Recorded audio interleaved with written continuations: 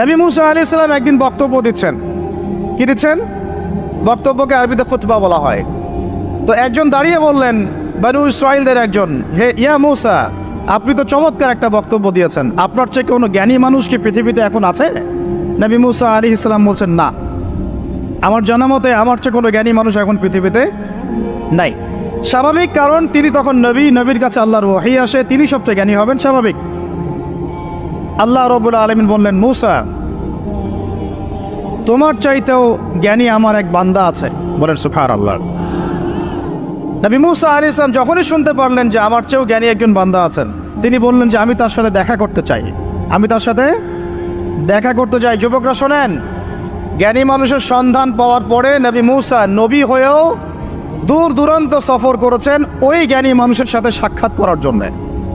তো আপনারা রেডিমেড ইসলাম চান, আপনারা ফেসবুক শরীফে ইসলাম চান, ইউটিউব শরীফে ইসলাম চান, কিন্তু সফর করে কষ্ট করে